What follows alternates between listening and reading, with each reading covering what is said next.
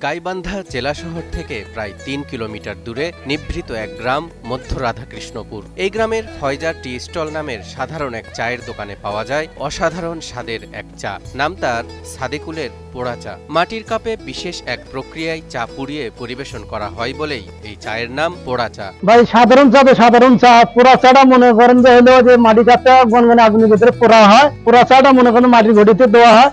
ওটা একটা স্বাদে অন্যরকম আছে, অন্যরকম মনে করেন যে মজা লাগে, ভালো লাগে। সাদেকুলের চায়ের দোকানটি অজপাড়াগায়ে হলেও বেচা কেনার যেন কোনো কমতি নেই। এমনকি শহরের অনেক দোকানের চাইতেও বেশি চা বিক্রি হয় নিভৃত পল্লীর এই দোকানে। প্রতিদিন গড়ে চা বিক্রির পরিমাণ প্রায় ৩০,০০০ টাকা। ছুটির দিনে চা বিক্রি বেড়ে যায় আরও কয়েক গুণ।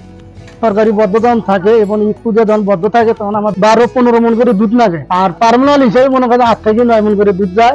আর যখন সরকারি বদ্ধ থাকে তখন এমন মনে করেন ৩০-৩৫,০০০ টাকা করে এমন জমে। চা বিক্রি হয় নর্মাল হিসেবে মনে করেন ৫০০ থেকে ৬০০ কাপ। আর শুক্রবার সরকারি যখন বদ্ধ থাকে ১০০০-১২০০ করে কাপ বিক্রি হয়। এবং পুরা চাটা হলে ৩০ টাকা, নর্মাল দুধ চা আছে ১০ টাকা ১৫ টাকা। পোড়া চা তৈরির জন্য এ দোকানে ব্যবহার করা হয় মাটি দিয়ে বিশেষভাবে তৈরি এক ধরনের কাপ। প্রথমে সেই কাপকে আগুনে পুড়িয়ে গরম করা হয়। তারপর সেই গরম মাটির কাপে ঢালা হয় দুধ ও চিনির এক মিশ্রণ। এরপর বিশেষ পদ্ধতিতে তৈরি পোড়া চা ঢালা হয় এই মাটির কাপে। সাদেকুলের দাবি, এই বিশেষ রেসিপির কারণেই এত সুস্বাদু হয় তার দোকানের পোড়া চা। বানানোর নিয়ম অন্য কেউ জানে না, শুধু যেটা আমি জানি, তাছাড়া অন্য কেউ জানে না। এক্সট্রিম মশার কয়েল প্ল্যান্ট ফাইবার দিয়ে তৈরি, তাই সহজে ভাঙে না, সুগন্ধিযুক্ত ও নিরবিচ্ছিন্নভাবে জ্বলে। ডেঙ্গু, চিকুনগুনিয়া বাহি সহ যে কোনো মশার বিরুদ্ধে দেয় এক্সট্রিম সুরক্ষা। করোনাকালীন সময়ে বাবার সাথে গড়ে তুলেছিলেন ফয়জা টি স্টল, তাই তো দোকানের নামও রেখেছেন বাবার নামেই। আমার আব্বা আর আমি মিলে দোকান চালু করছি ২০ সালে, মানে প্রথম যখন করোনা হয় তখন চালু করছি দোকানটা।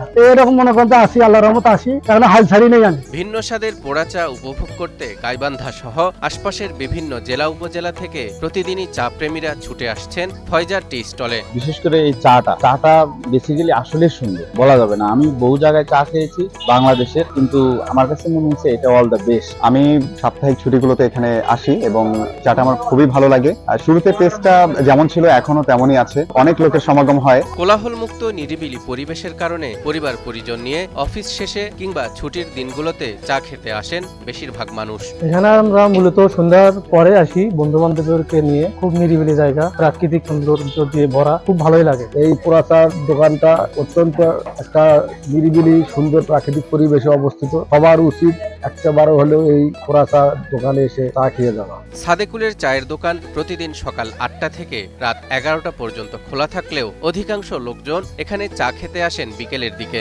সন্ধ্যার পর রাত বাড়ার সাথে সাথে বেড়ে যায় সাদেকুলের বেচাকেনার ব্যস্ততাও।